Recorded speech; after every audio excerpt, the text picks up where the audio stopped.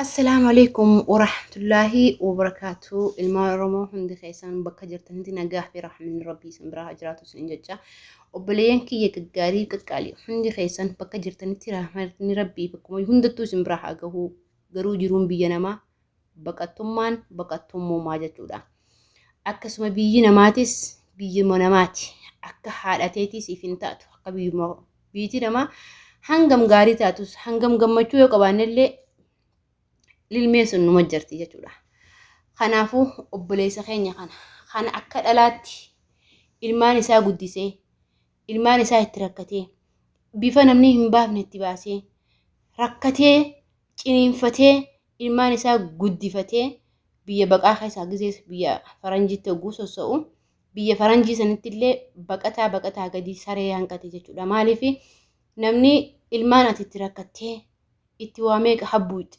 rakkoo meeqa itti argarte bifa hin taane itti baaste rakkoo adda addaa keessatti dabarte namichi kun habbuuqatee jechuudha. Ilaa ammaan tanaa akka yoo ilmaan sun biraa fuudhaman lubbuu isaa tana gaagaa godhu san dubbachaa jira jechuudha namtichi.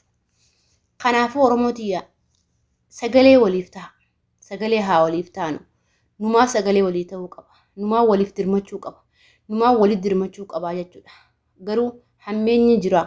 Waan jira walirratti maaliif kuntee jennee ilaaluu hin qabnu.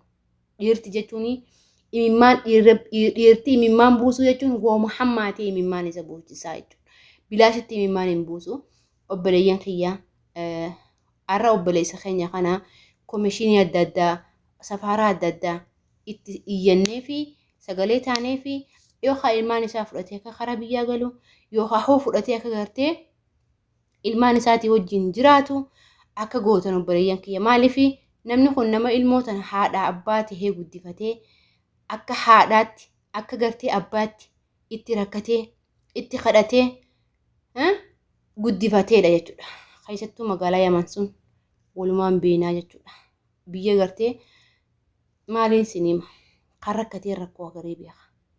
Namni rakkatee rakkoo waa'ee rakkoo irraa haasa'uu hin danda'u jechuudha. Kan rakkate immoo waa'ee rakkoo irraa haasawee rakkoo suni hogguu haasa'u miira addaa keessa isa galchuu mala jechuudha. Kanaafuu obboleessa kiyyaa obboleettii tiyyaa bakka jirtutti waan biraa yookaan waan dhimma kee hin tahiniihu sheer gooteeti addunyaa tana hunda waliin geessee irraa hojjaa jechuudha. Kanaafuu kunis obboleessa keeti harakkate akka keessatti ilmaan dhiiraa ilmaan dhalee ilmi dhiiraatiif booyuu imimmaan buusuun suma godhi anuma godhi jechuudha. Sinigalee akkasitti obboleeyyan kee sagalee ta'aa fi salaamu alaikum.